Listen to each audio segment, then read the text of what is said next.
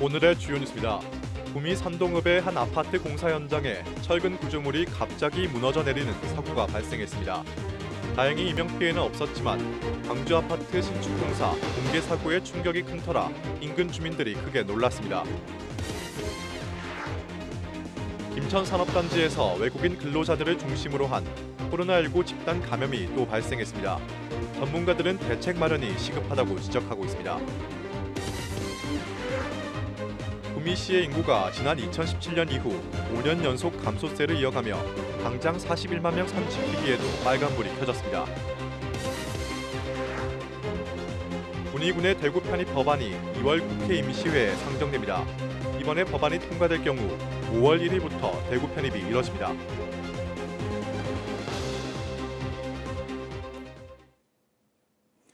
시청자 여러분 안녕하십니까? HCN 뉴스와이드입니다. 오늘 낮 구미 산동읍의 한 아파트 공사 현장에서 철골 구조물이 무너져 내렸습니다. 강한 돌풍으로 무너진 것으로 보이고 인명피해도 없긴 했는데 광주 아파트 신축공사 붕괴 사고의 충격이 큰 터라 인근 주민들이 크게 놀랐습니다. 오승훈 기자의 보도입니다. 구미 산동읍의 한 아파트 공사 현장입니다. 철골 구조물이 엿가락처럼 휘어져 한쪽으로 기울어 있습니다. 주변 근로자들도 현장을 살펴봅니다. 사고가 발생한 건 오늘 정오 무렵. 맞은편 건물에서 우연히 밖을 살피던 주민은 힘없이 무너져 내린 현장을 목격하고 주변에 알렸습니다.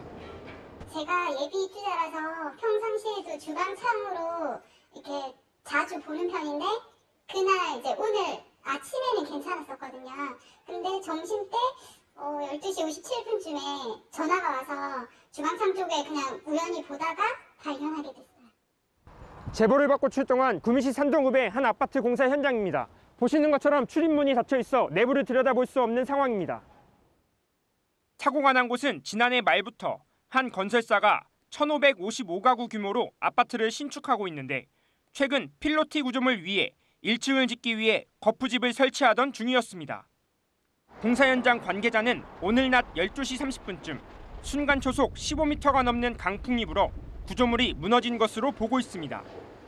마침 점심시간이어서 공사장 인부들의 인명피해는 다행히 없었고 현장 안전상에도 큰 문제가 없다고 설명했습니다. 1층입니다. 1층 작업을 하다 그랬어요. 돌풍이 심하게 불어갖고 그 거푸집이 넘어졌어요. 지금 상태까지는 그냥 놔두고요. 주변에 공사에 지장이 있거나 사람이 다니는 데는 아니거든요. 하지만 사고 소식을 접한 인근 주민과 입주 예정자들은 불안감을 감추지 못하고 있습니다. 광주에서 사고 난 게 있어서 불안한 마음이 있었는데 이게 눈에 보이도록 이제 쓰러진 듯한 이런 장면이 보이니까 부실공사 아니냐 이런 좀 염려가 좀 있는 것 같아요. 한편 해당 공사 관계자는 장비를 동원해 최대한 빨리 무너진 현장을 수습하기로 했습니다. HCN 뉴스 오승훈입니다. 김천 산업단지에서 외국인 근로자를 중심으로 한 코로나19 집단 감염이 또 터졌습니다. 비슷한 사례가 올해 들어서만 벌써 두 번째인데 방역당국도 긴장의 끈을 놓지 못하고 있습니다. 최한철 기자가 보도합니다. 김천 산업단지의 한 제조업체입니다. 지난 11일 직원 1명이 확진된 이후 밀접 접촉자 100명에 대한 전수검사를 했더니 확진자 21명이 추가로 나왔습니다. 이 가운데 5명을 제외하고는 모두 외국인 근로자입니다. 확진자가 무더기로 발생하자 업체 측은 추가 확산을 막기 위해 공장 전체에 대한 폐쇄 조치에 들어갔습니다. 확진된 외국인 근로자들은 기숙사에서 공동생활을 한 것으로 확인됐습니다. 대부분 별다른 제재를 받지 않는 환경에서 공동생활을 하다 보니 연쇄 감염으로 번진 겁니다. 기업체 내의 기숙사 생활로 사내 급식과 화장실, 목욕시설을 공동 사용하게 되면서 전체가 이제 확진된 것으로 판단이 됩니다. 지난 주말 사이 다른 산업단지에서 외국인 근로자 관련 집단 감염이 발생한 이후 올해 들어서만 벌써 두 번째입니다. 잊을만 하면 지역 곳곳에서 외국인 관련 집단 감염이 터지는 셈입니다. 전문가들은 신속한 진단검사와 함께 감염에 취약한 거주 환경을 개선하는 방안도 필요하다고 밝혔습니다. 외국인이 많이 노동 현장에 있잖아요.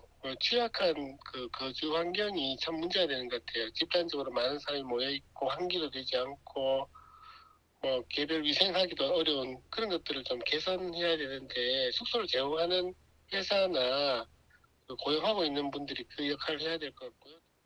또 근로자들을 대상으로 선제 검사와 함께 백신 접종 홍보를 강화하고 일정 규모 이상의 사업장에 대한 지속적인 관리 감독이 필요하다고 말했습니다. HCN 뉴스 최현철입니다. 다음으로 코로나19 소식입니다. 13일 영위 기준 경북에서는 코로나19 신규 확진자가 99명이 추가됐습니다. 지역별로는 김천 30명, 구미 13명, 칠곡 2명 등 모두 12개 시군에서 감염자가 나왔습니다. 김천에서는 산업단지 내 사업장 등에서 23명이 무더기로 확진되는 등 모두 30명이 양성 판정을 받았습니다. 이 밖에 구미와 성주, 칠곡 등에서는 기존 확진자의 가족과 지인이 감염되는 등 지역사회 감염이 이어졌습니다. 한편 오미크론 변이 바이러스 감염자가 17명 추가돼 누적 확진자는 모두 133명으로 늘었습니다. 14일부터 65세 이상 고령자와 면역 저하자 등에게 먹는 코로나 치료제를 처방합니다.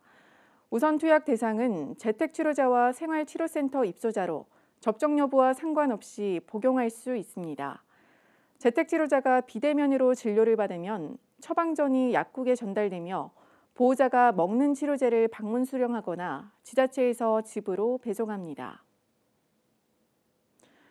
구미시의 인구가 지난해 2017년 이후 5년 연속 감소세이다. 지난해는 3,700여 명이 빠져나갔습니다. 40만 명 선 지키기에도 사실상 빨간불이 켜졌는데 대책 마련이 시급해졌습니다. 김도윤 기자의 보도입니다. 지난해 12월 기준 구미시의 주민등록 인구는 41만 2,581명, 1년 사이 3,700여 명이 줄었습니다. 구미 인구 그래프는 최근 5년간 계속 내리막을 그리고 있는데 문제는 이 기울기가 점차 가팔라지고 있다는 겁니다. 2010년대 중반부터 시작한 구미 산단 내 대기업 공장의 이탈과 이에 따른 협력업체 일자리 감소 여파가 지속되고 있는 게 가장 큰 원인입니다. 제조업의 어떤 위축 이런 것들이 실제적으로 또 서비스업에 영향을 미치기 때문에 사실상 이제 제조업이 이제 축소되면 이제 서비스업도 축소되고 거기에 따라서 이제 그 인구 유출은 더 심해진다 이렇게 이제 볼 수가 있을 것 같습니다. 이런 측면에서 지난해 말부터 이어진 LG와 SK, 코오롱 같은 대기업들의 연이은 투자는 인구 추가 감소를 막을 신호탄으로 볼 수 있습니다. 다만 일자리를 찾아오는 근로자들이 구미에 정착하느냐는 미지수입니다. 상대적으로 집값이 싼 인근 시군이 이들의 주거 안정에 더 효과적이기 때문입니다. 유동인구까지 포함하면 50만이 넘는다고 봅니다. 그래서 향후에 정주 여건 확보를 통해서 이 유동인구를 어떻게 주민등록 인구로 만들 수 있느냐 이런 부분도 같이 고민을 해야 됩니다. 구미시는 젊은 층 인구 유입을 위해 결혼과 출산 관련 지원을 확대하는 한편 전입신고 독려에도 나섭니다. 사회초년생, 신혼부부 등 주거 부담을 위해서 행복주택 보급 그리고 지역 맞춤형 일자리 창출 및 정주 여건 개선 사업에도 최선을 다하겠습니다. 전문가들은 현금성 지원 같은 정책은 단기적 안목에 그칠 수 있는 만큼 지역 맞춤형 고용 활성화 방안과 교육과 의료 등 삶의 질을 높이는 인프라 확충에 더 신경 써야 한다고 조언하고 있습니다. HCN 뉴스 김도리입니다.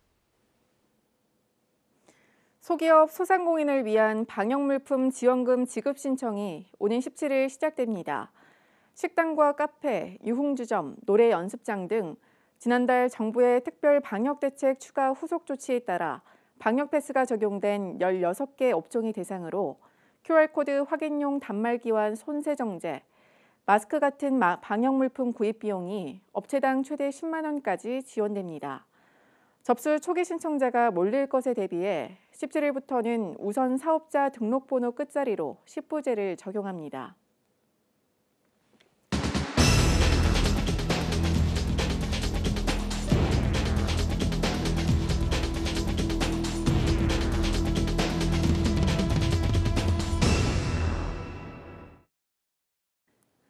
상주 샤인머스켓이 첫 영국 수출길에 올랐습니다. 상주 중화농협이 이번에 수출한 샤인머스켓은 230kg 5천만 원 상당으로 물량은 많지 않지만 동남아와 캐나다, 호주 등에 이어 유럽 시장까지 판로를 넓혔다는 데 의미가 있습니다. 상주시는 도내 포도 수출량이 가장 많은 곳으로 지난해 1,005톤의 200억 원 상당의 포도를 해외 20여 개국에 수출했습니다. 군의군의 대구 편입 법안이 2월 국회 임시회 상정을 앞두고 있습니다. 지난 11일 국무회의에서 의결된 군의군 대구 편입 법안은 다음 달 3일 개원하는 국회 임시회에 상정되면 상임위와 법사위 심의를 거치게 되는데 본회의까지 통과하면 5월 1일부터 시행될 전망입니다.